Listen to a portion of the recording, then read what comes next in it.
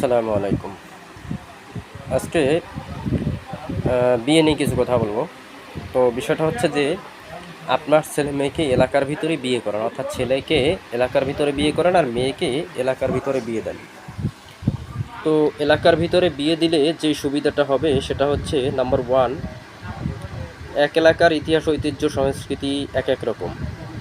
তো অন্য একটা এলাকার সংস্কৃতি অন্যরকম, সুতরাং আপনি যদি অন্য এলাকায় বিয়ে দেন বা বিয়ে করান তাহলে কী হবে, ঐতিহ্য এবং সংস্কৃতির সাথে মিলবে না, তাহলে কী হবে, এটা ঝামেলা হবে এবং এইটা ম্যানেজ করা খুবই ঝামেলার ব্যাপার। আর এক এলাকায় বিয়ে হলে কী হচ্ছে, এক সংস্কৃতি এক ঐতিহ্য, যার কারণে কোনো ঝামেলা হয় না, নিয়মকানুন সব এক। দ্বিতীয়ত হচ্ছে, এলাকায় যদি আপনি বিয়ে দেন বা বিয়ে করেন তাহলে ওই এলাকার মানুষ কিন্তু আপনার পূর্ব পরিচিত হওয়ার কারণে আপনি ওই ছেলে সম্পর্ক অথবা মেয়ে সম্পর্ক এবং তার পরিবার সম্পর্কে সব কিছু সম্পর্কে আগে থেকে আপনার জানা থাকবে। ফলে কী হবে, আপনি জেনে শুনে বিয়ে দিতেছেন, এরকম ব্যাপারটা হবে না যে একটা ছেলের কাছে আপনি ভালো মনে করে বিয়ে দিয়েছেন, পরে দেখছেন ছেলেটা খারাপ অথবা তার পরিবার খারাপ, ঝগড়াটে পরিবার বা যে কোনো ঝামেলা তাদের মধ্যে আছে। এরকম হলে কিন্তু পরে একটা অসুবিধা হয়। এরকম বহুত আমরা বাস্তবে দেখছি যে অসুবিধা হয়েছে। তো এই একটা অসুবিধা দূর হবে যদি এলাকায় বিয়ে দেন, ভালো মন্দ আগে থেকে জানতে পারবেন। দ্বিতীয়ত হচ্ছে,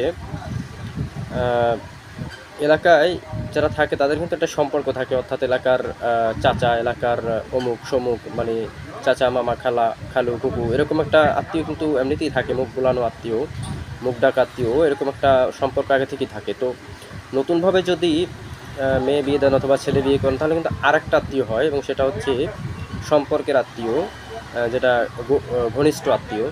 যার কারণে কি হয়, আপনাদের এলাকায় আত্মীয় হলে কি হয় যে সম্পর্কটা মজবুত হয়, দৃঢ় হয় এবং শক্তি বৃদ্ধি হয়। অর্থাৎ অন্য এলাকায় বিয়ে করলেন, সেখান থেকে কেউ এসে আপনাকে হেল্প করে না, কিন্তু আপনি এলাকায় যদি বিয়ে করান বা বিয়ে দেন তাহলে কিন্তু সেই আত্মীয় স্বজন আপনাকে হেল্প করতে পারবে এবং আপনাদের শক্তিটা, জনশক্তিটা কিন্তু বেশি হবে।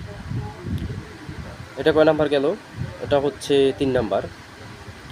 4 নাম্বার হচ্ছে, কাছে বা এলাকায় হওয়ার কারণে যাতায়াতে সুবিধা হয়, অর্থাৎ যে কোনো সময় আসা যাওয়া যায় এবং খরচও কম হয় এবং বিপদে আপদে সবসময় আসা যায়, পাশে থাকা যায়। তো এই একটা সুবিধা আছে। এরপর হচ্ছে, কাছাকাছি হওয়ায় সবসময় আসা যাওয়া হয়, ফলে আত্মীয় সম্পর্কটা ভালো থাকে। দেখবেন আসা যাওয়ার মধ্যে কিন্তু সম্পর্ক মজবুত থাকে এবং অনেক আপন আত্মীয়ের বাড়িতেও অনেক বছর পর বছর অথবা দীর্ঘদিন না যাওয়ার কারণে সম্পর্কটা তেমন একটা ভালো থাকে না। তো আসা যাওয়ার কারণে কিন্তু সম্পর্কটা সবসময় চলমান থাকে এবং মজবুত থাকে। এটা ছিল 5 নাম্বার। তো 6 নাম্বার হচ্ছে, কাছাকাছি হওয়ায় কিন্তু যাতায়াত খরচটা বেঁচে যায় বা কম হয়। আপনার দূরে হলে কিন্তু খরচটা অনেক বেশি হয়। এটা ছিল 6 নাম্বার। 7 নাম্বার হচ্ছে, জমি জমা যে ব্যাপারটা আছে, যে আপনি আপনার ছেলেকে একটা এলাকায় বিয়ে করালেন, কিন্তু সেই এলাকায় তার ছেলে বউ যে জমি পাবে তার বাবার, জমি পাইছে কিন্তু তার দাম অনেক কম, অথবা হ্যাঁ এরকমই দাম কম, অথবা দূরে, যার কারণে ওই জমি আসলে তেমন একটা কাজে আসে না। আবার মেয়ে বিয়ে দিয়েছেন, মেয়ে যে সম্পত্তি আপনার পাবে সেটা নিয়ে গেছে ওই অন্য এলাকার ছেলেরা। তো এলাকার ভিতরে বিয়ে হলে যে সুবিধাটা হয় সেটা হচ্ছে যে জমিজমা নিজের এলাকায় থাকে এবং জমিজমার দাম যদি কম হয় কম কম থাকবে, বেশি হলে কিন্তু মূল্যবান হলে বেশি থাকবে। তো এই জমিজমা নিজেদের মধ্যে থাকে। তো 7 নাম্বার কারণ। তো এরপর দেখি আরও কোনো কারণ আছে কি না। এছাড়াও আরও নানা ধরনের সুবিধা আছে। সর্বোপরি কথা হচ্ছে, এলাকার একটা ভালো মেয়েকে দূরে অচেনা ছেলের সাথে বিয়ে দিলে পরে দেখা গেল ছেলে সুবিধার না, আত্মীয়দের সাথে খাপ খায় না বা মেলে না।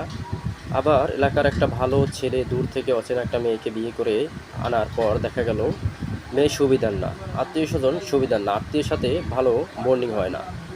তাই এখন থেকে নিয়ম পরিবর্তন করেন, পরিবর্তন হোক নিয়ম, এলাকার বাইরে বিয়ে শাদী বন্ধ হোক, এলাকার সম্পদ এলাকায় থাকুক, সেটা মানব সম্পদ এবং কী বলে জমি জমা সম্পদ অথবা যে কোনো সম্পদই হোক সেটা এলাকায় থাকুক এবং